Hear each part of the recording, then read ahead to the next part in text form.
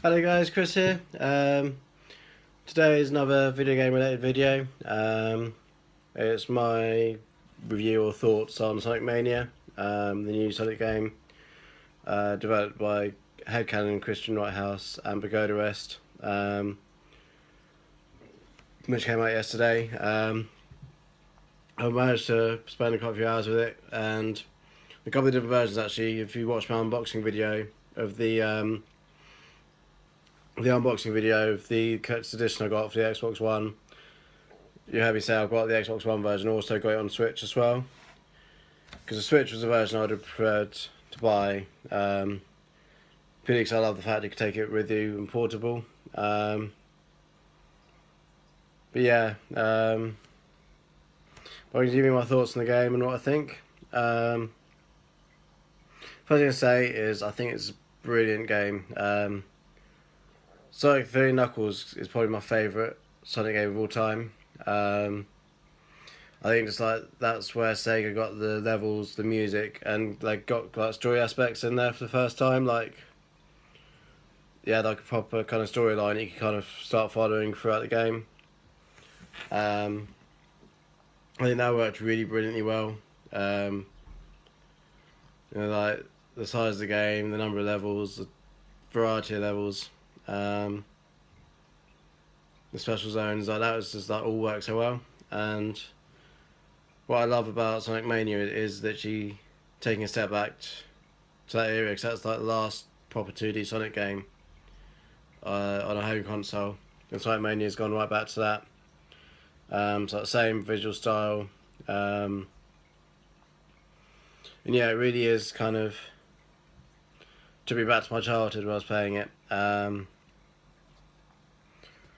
For those who aren't aware, Sonic Mania is a bit of started off a bit of a fan project, I believe, and it's basically remixed classic levels, and it's all then kind of added in a handful of new levels as well. And I'll start off with the classic levels. I think the classic levels are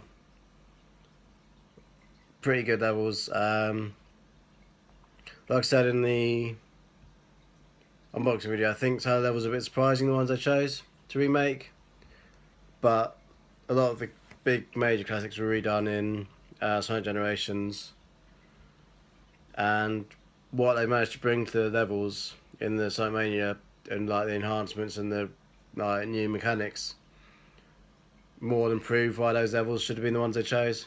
So yeah, that's my main thing. Like, start off with Green Hill Zone, like the classic, everyone's first memory of Sonic. Like, Sonic was my first. Sonic the Hedgehog was one of my first games I ever owned on my Mega Drive, and like that was my childhood. So having that exact same opening to the level, pretty much, just brought back a lot of memories. And then you move on to Chemical Plant, which is obviously Sonic 2. That is a very, very good. I like what they've done to Chemical Zone, or Chemical Plant. Especially the second act. The second act, they've made a lot of changes, but in a good way. They played more on the chemical element and kind of like made it so you can interact with different chemicals and things like that and get different results. And also we have a great twist with the boss battle in Chemical Plant Act 2. Yeah, I don't really want to do many spoilers in the review, but they've kind of covered every aspect of the Mega Drive Sonic games, including some spin-off games such as Dr. Robotnik's Mean Bean Machines, and that little nod they have to that is brilliant. So yeah, that kind of like took me by surprise, but it was actually amazing and a lot of fun, and is a nod back to the Mega Drive. And very unexpected. And next on we're on to Studio Polis, which is the first of new levels. I have to admit, I think Studio Polis is a great level. It is very much reminiscent of Casino Night, And also it's like Spring Yard zoning a couple of places. Because while it's not remakes of those levels, there are a lot of levels which are heavily influenced by other parts of other Sonic levels, and I think Studio Polish takes the best bit from a few of them and mixes them all together. So it's a lot of fun. There's like first taste of something new. Which I'm going to go out of order with the levels, can try and remember what order they're in. We had Hydro City, which is another kind of great Sonic 3 and Knuckles level. Of all the water levels, that is probably my favourite from the Sonic series, and it's great to see it being brought back. And a little boss fight at the end of the first act of Hydro City, how they twist the boss battle from the original game to this game is brilliant. So it's just a lot of fun, and taken a lot of, not liberty, but they've taken a lot of good decisions and a lot of little twists which have really made it pretty good. We've got Stardust Speedway, Sonic CD level. Got to be honest, I know Sonic CD is considered a classic. I've tried to play it a couple of times, but it hasn't drawn me in. So I'm not. I don't hold Sonic CD in the same kind of respect that a lot of other people do, but it is a great level, and always like maze-like in some of the routes you can take. It's great because obviously you got Sonic CD had like the different time periods. Now you got that implemented in this. Metal Sonic makes an appearance as well, which is great. It's like a good nod back to the past. Also you have Press Garden, which is another new zone. I've got to be honest. Press Garden reminded me very, very much of Marble Garden from Sonic 3 and Knuckles. Not sure why, but it's just that had kind of aesthetic and a lot of the little elements. I was like, hang on, this is like Marble Garden. So I kind of would like to see a Marble Garden remake. Because although the new level Press Garden doesn't follow Marble Garden, doesn't have the same style or backing, a lot of the little elements and kind of things that you see from previous games pretty much were from Marble Garden. But yeah, it's a good solid level, pretty decent. I remember the level I missed out now. It is Flying Battery. Flying Battery Zone is one of my favourites from Sonic and Knuckles. I love the soundtrack to it. I love the clever kind of route through the level on the original game, like retwist and turning and like using the poles to propel yourself to other platforms and other directions. So yeah, it's really good. I really like what they've done with Flying Battery in this game. There are some bits that feel like it's ripped exactly from the game, like little segments, but it flows seamlessly into the new bits, and it's really cool. It's just really good how they've done that. I'll try and get on the last few levels. You got I think the level that surprised people the most, or like the last two classic levels. You had Oil Ocean from Sonic 2, which got to be honest wasn't one of my favourites from Sonic 2.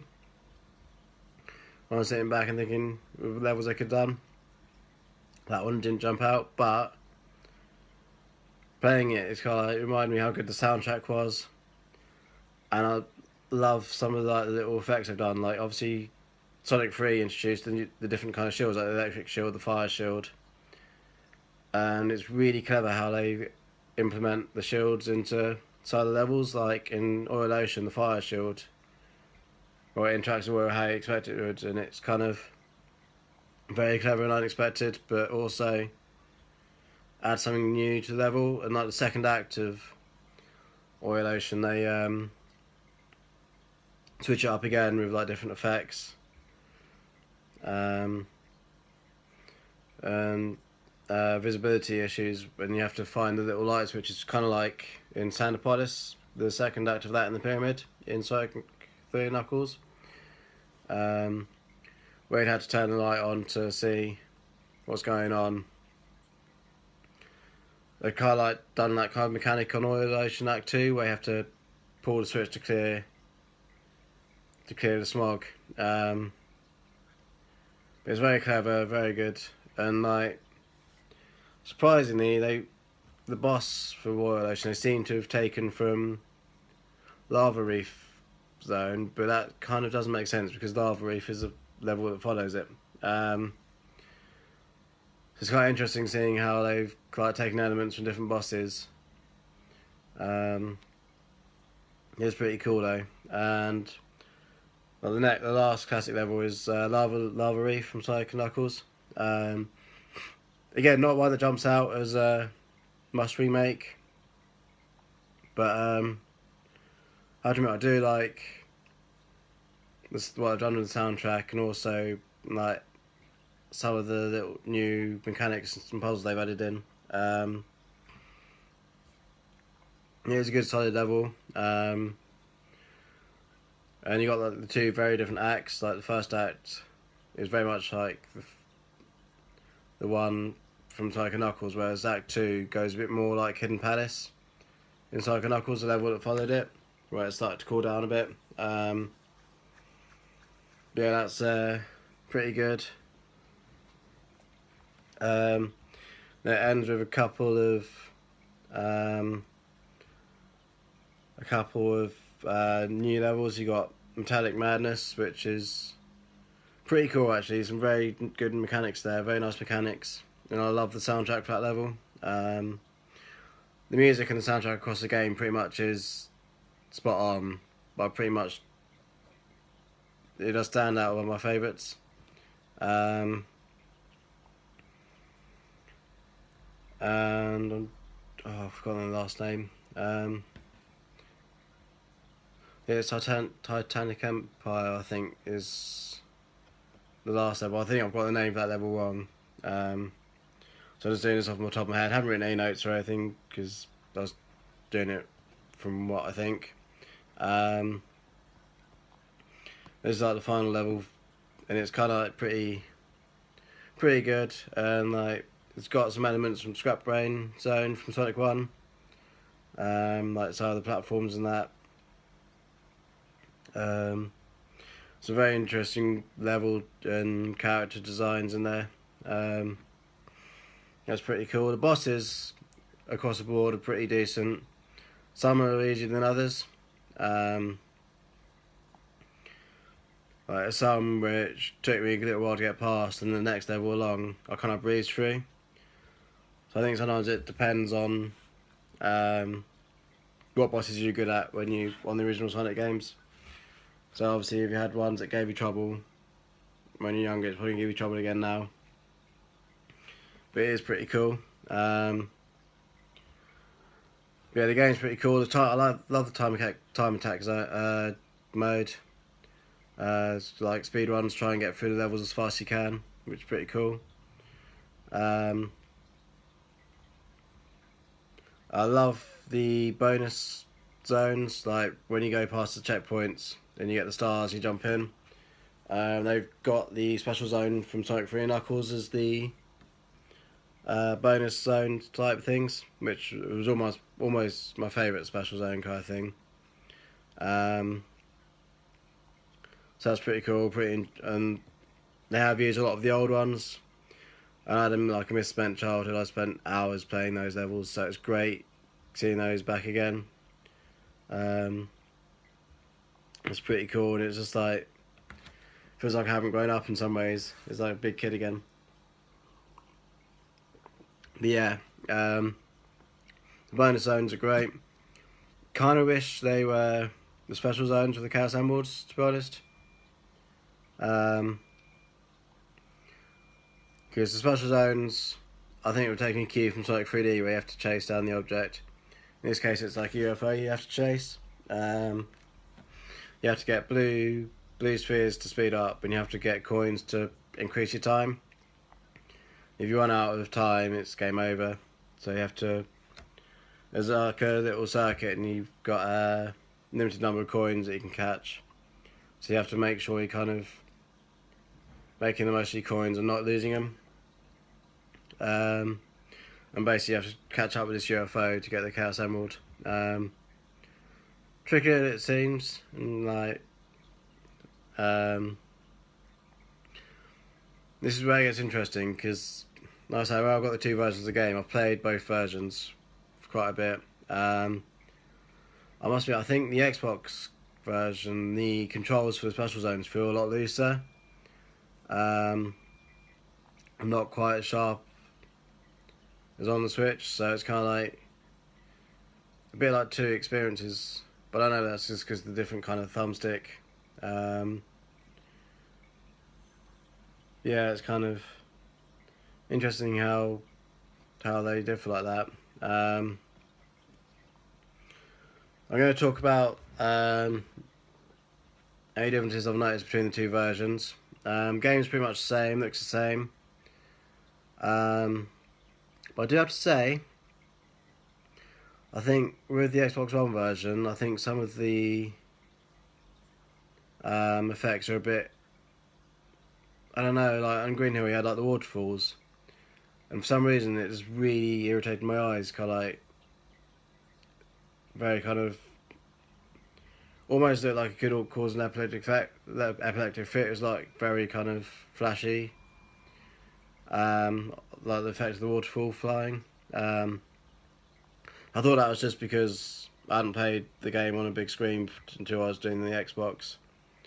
Then I afterwards played the Switch version, and played the same level, and it didn't have the same effect, didn't have the same like impact on me.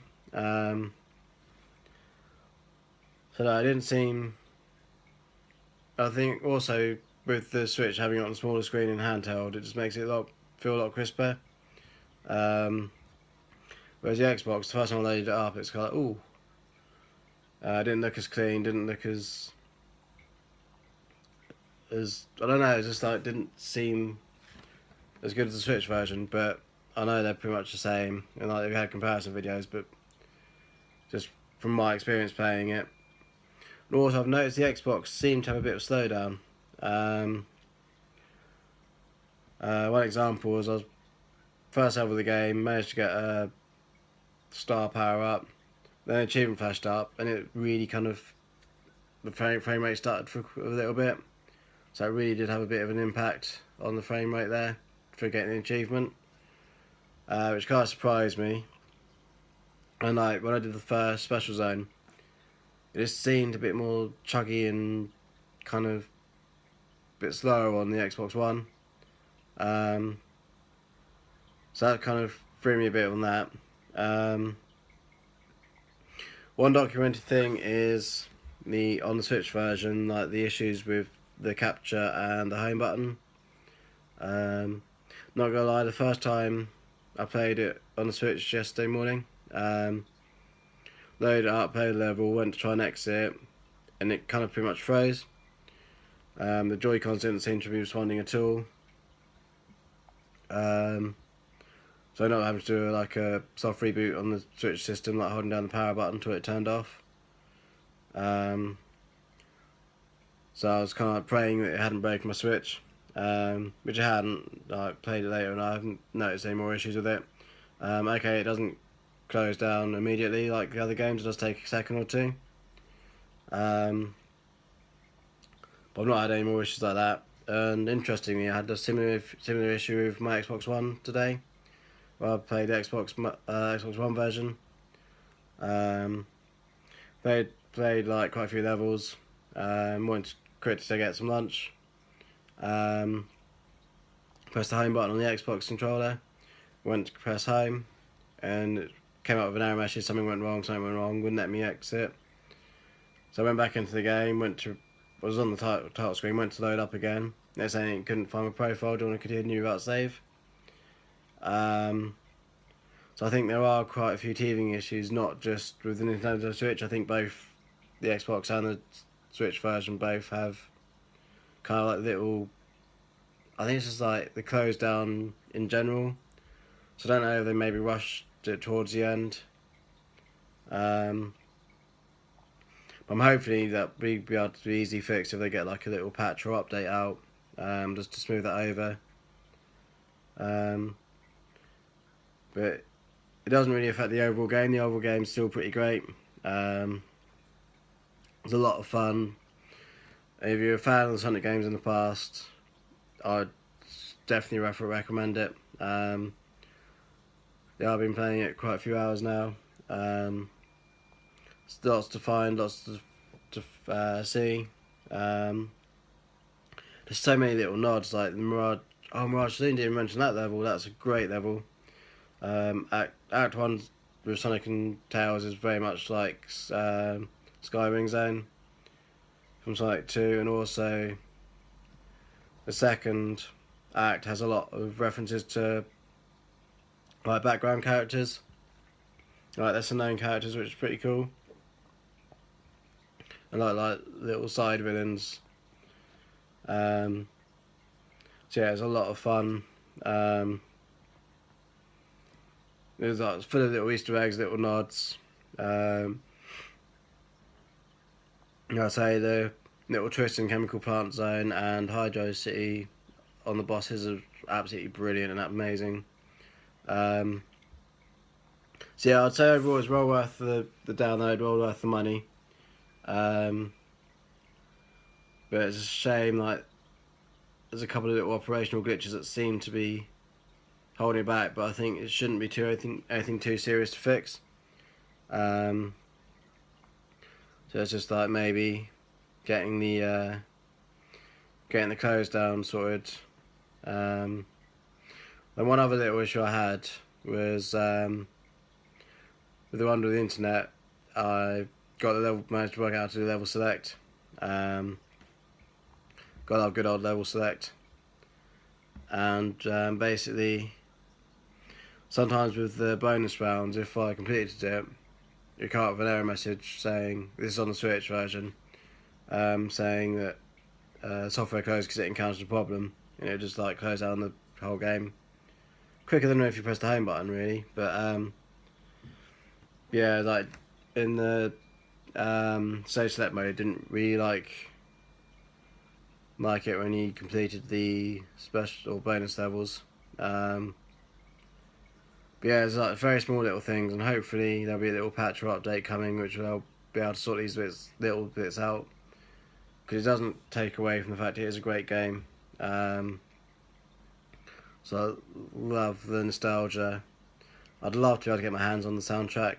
I know they have got a deal to do a vinyl version, but I don't do vinyl, unfortunately, so I kind of would love just to be able to go on to like Sega and buy it, or Apple, iTunes, stuff like that. But yeah, let me know your thoughts on the game below if there's anything you want to say. Do you agree with me, disagree with me, anything you like, anything you dislike? Let me know in the comments below. Yeah, happy gaming, happy enjoy, and speak to you next time.